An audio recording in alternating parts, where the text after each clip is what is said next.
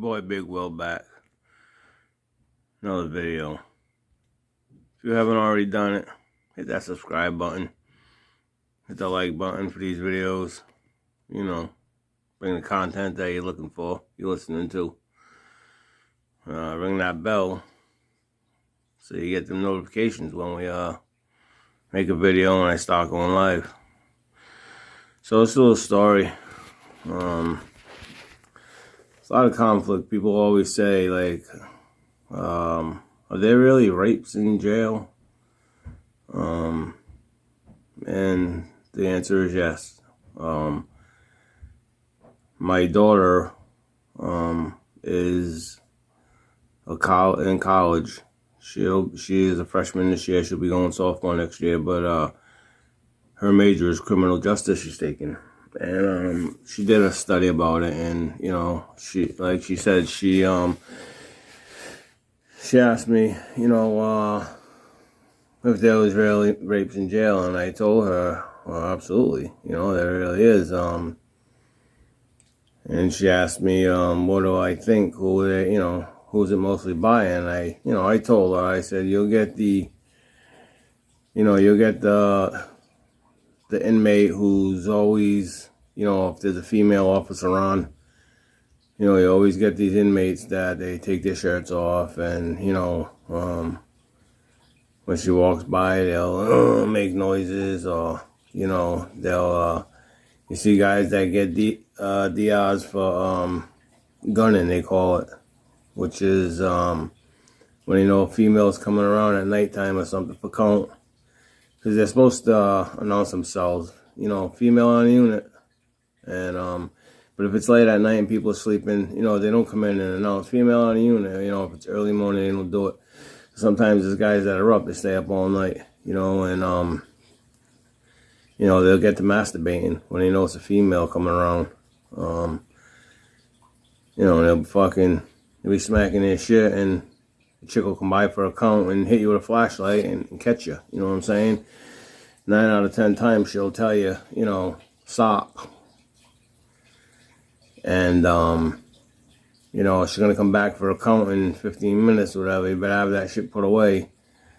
You know, and there's guys that'll get up, they'll sit on a bed and, you know, hit their shit and then look like a fucking savage and, you know, look at the officer, the female officer, so they'll hit her with a disciplinary report. You know, if a lot of you don't know what DR means, but they'll hit them with a DR report, and you know, they'll get locked down for 3 days. They'll have to go before the hearing board, and they'll take it from there. You know, to see if they're gonna pursue it, or if, you know, see if they're gonna give them any lockdown time, or if they're gonna let them go, or, you know, blah blah blah. You know, so but then, this one I can't really answer because I haven't been in there, but, you know, I'm assuming that when there's a male officer in a female unit, it's the same bullshit, you know what I'm saying? Chicks go at each other, and, you know, there's actually more lesbian action from the females when they go to jail than there is, man on man, you know what I'm saying, or men getting raped. There's actually more the females, just they go with each other, you know what I'm saying. You never hear about any rapes in a female thing. And I'm sure there's situations where you get a male guard and he might pull a female, you know, that's being locked up because you know, there's been incidents where they've gotten pregnant and shit like that, you know, and things like that. So that shit does happen. But the man on man cellmate, you know, inmate to inmate unit. I won't say cellmate, but sometimes it happens in a cellmate, which is a story I'm getting to. But you know, a lot of times it'll be, you know, you'll see a fucking predator, or they call them chicken hawkers, is what they call them. You know, you'll see the chicken hawk when they got new inmates coming in. They sit on a chair and they watch, you know, to see if it's a young kid coming in, or they see if it's you know, a kid that they've had in the past or shit like that, a young guy. They can tell a kid that's in there, he's timid, young, 18 years old, 17 years old, scared to death. You can just tell the way they carry themselves, Someone like myself who's, 6 feet tall, 265 pounds, they're not looking to say, geez, I'm going to, tussle with this guy in the shower, try and put in his ass, Don't happen like that. But, in the showers where they want to, they'll go in and you get the booty bandits, they call them, or chicken hawkers. They'll, you can tell when they walk into the shower and they're staring at people. You know what I'm saying? Again, someone like me is, bound to say, what the fuck are you looking at? You know what I'm saying? Or someone who's, who works out or shit like that. You know what I'm saying? But, don't get me wrong. There are some, big, dudes that have been locked for 15, 20 years, lifers, that are jacked, that are about that life, and they're into that shit, you know what I'm saying? And they don't care, they'll try anybody. But, so yeah, there is, and then, they'll hit you, they'll see a new kid come in, and, they'll wait till they get to the shower, and, you try to mind your business, you know what I'm saying? If it's not about you, if someone's not fucking with you, it's not your business, you know what I'm saying? If something is happening between someone who looks like they're not being taken advantage of, you know what I'm saying? I was the type of guy where when I went in, there was a young kid in my unit. He was on the bottom tier, and he was a young white kid, very timid, scared. And our own kind of white guys were extorting from him. To make it worse, we're all from the same city. You know what I'm saying? And that made me irate, because the kid would share his shit. You know what I'm saying? If you didn't have it, he'd give you coffee, or he'd give you a soup. The kid had money and stuff, so he would buy people shit. But they would still, when his bag would come in, they would, go right to a cell and take it. They were called crazy white boys or something, and they were taking it from a young kid. You know what I'm saying? And I didn't like it. And like I said, one of the probably 2 or 3 of them, the gang members, they were all from my city. Now I knew them, they knew me. I don't gang bang at all. I don't gang bang. I don't get into the politics. But when you go, when you go up the way, if you're not in the gang, it's usually color-wise, or it's area-wise, you know what I'm saying? If you're all from the same city, then colors, blah, blah, blah. So, so I took the kid's stuff and I put it in my cell. And, I had an announcement, kid shit's here. Anybody wants to come take it, try it, it's here. If you can have it, if you can get it, you can have it.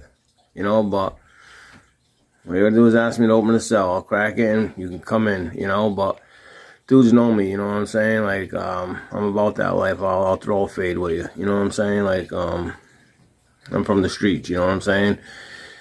So, shit like that. You don't like to see somebody being taken advantage of, you know what I'm saying? But, again, other shit, shit's going on. You try and mind your business. People have to, when you go to jail, you have to stand up for yourself. You know what I'm saying? Be accountable, because when you was out in the streets doing that shit, you were man enough to do it out there. You got to be a man enough to protect yourself inside. You know what I'm saying? And don't get me wrong. I understand if you're timid and stuff, but you got to learn to fight for yourself. But story I was getting to was, I was on the bottom tier. This is probably 2009, and I was on a detainer. I was on a hold for parole violation, and I caught another charge while I was out. You know what I'm saying? Most of my charges for dealing drugs, some how do you want to call it? Some fighting, shit like that. But most of it was drugs. You know what I'm saying? Selling drugs. I was, made a lot of money out there. You know what I'm saying? But anyways, I'm in there on a detainer for a parole violation, and I'm on a hold. And I come in, and probably for a day or two, probably around 8 o'clock at night, we can hear this, like, no, please, no. And then you hear a thump, thump, thump, thump, thump, and you can hear like the sound of, like someone getting hit, just one person though, not a fight, you know what I'm saying? You could tell he's being manhandled, you know what I'm saying? And, you see the kid come out of his cell a day, and, so it looks like what we all thought was happening was we thought that the guy was in there forcing the kid to, take his food, but he was just slapping him around, because the kid was, and it happened to be a gang member. He was a GD, and the kid was just a young white kid, very timid, scared to death, you know what I'm saying? And, so he come out one day and he had a mark on his face, and dude's asking me what happened, I heard you in there, and he's like, nothing, I don't want to talk about it.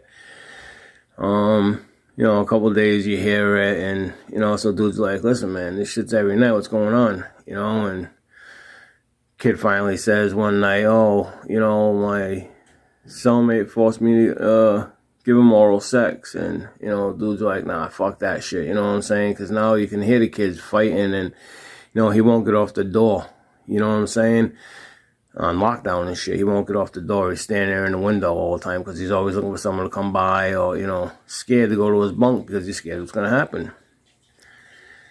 So, probably about the third or fourth day in, I guess this gang member had, he had one of the runners, one of the tier runners, their workers. He asked them for the broom and dustpan and shit, So the guys cracked their door a little bit. He hands them the thing. I'm going to clean my cell when I get it back. When I'm done, I'll get it back to you.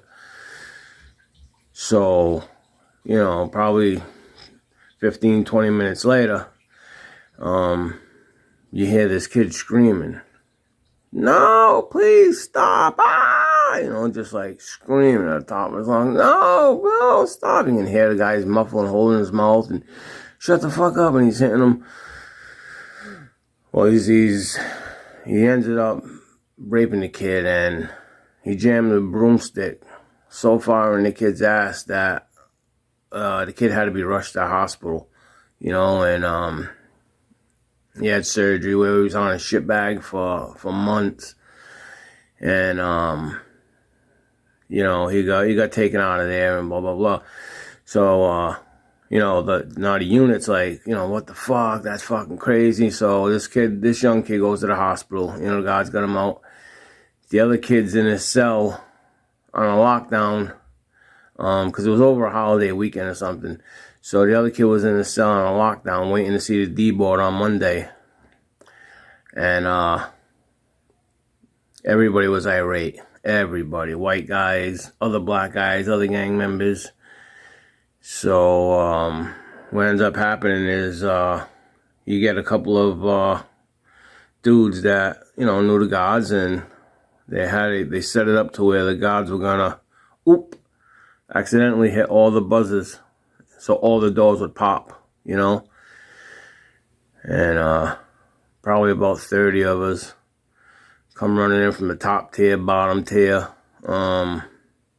We had, lock boxes at the time, and you would have a lock on it,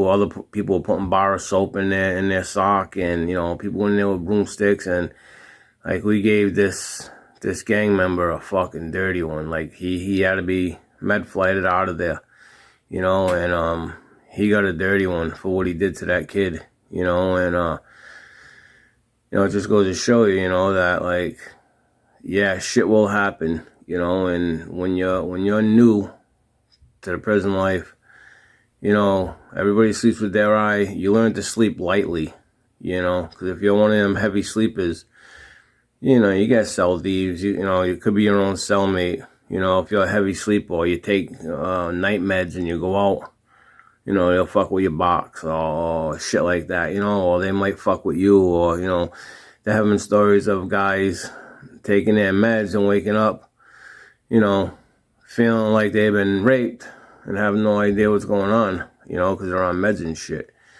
you know, but, the shit does happen, you know, and it's not to be taken lightly. It's not as bad as it used to be. You know, years ago, people would get raped more often, you know, but, ever since they come up with the PREA Act, you know, a lot of shit has changed, you know, and, but it still does happen, you know, still does happen. And, you know, the message is for you kids, you know, listen, if you're not, if you're not ready for jail life, don't act like you are, you know, don't act like you can, you know, because you go out on the streets and you run your mouth on the streets and then you go sit in the house and lock the door and people don't see you and shit like that for months. Or when you're in jail, there's nowhere to run, you know. You pop off of your mouth at somebody, you're going to come out at chow or wreck or something, and shit gets handled, you know. It's not like you know, you get shitty with someone and then you never see them for months or years, even living in the same city, you know what I'm saying? You just, you know, goes through this person or that person, or you argue on the phone and shit like that. In jail is nowhere to go, you know, and people get poked up, you know, they get sliced, you know. I've seen somebody get poked up, you know, they do it with a pencil. They'll do it with a pencil if they can't find a shank, you know. The razors are cheap, but they do work, you know, and they'll cut you up. They'll slice you up from your face. You fucking, you know, it's not a pretty sight. It's not a pretty sight, you know. But it does happen. So if you kids that think, oh, they're only stories, you know, people don't get raped in jail. You do, you know. So before you cross that line and think about what you're doing, think about your consequences, you know, think about your future, you know, because you might go to jail, get raped, and end up killing someone or stabbing someone and they die, you know, and now you're stuck there for the rest of your life, or a simple breaking and entering or something, you know what I mean, where you're there for you know, a 3-month stay, and, you know, something crazy happens and you're there for the rest of your life, you know. Keep your head on your shoulders, you know, and think before you act, you know. But again, it's your boy Big Will. Life after prison, you know what it is. Like, subscribe, hit the bell notification. If you're already a member, thanks for rocking. Share the video. Let's get the message out there. And if you're not you know, if you're not a follower, hit that button. It's free. Hit that subscribe button. And again, peace. I'll see you on the other side. Peace.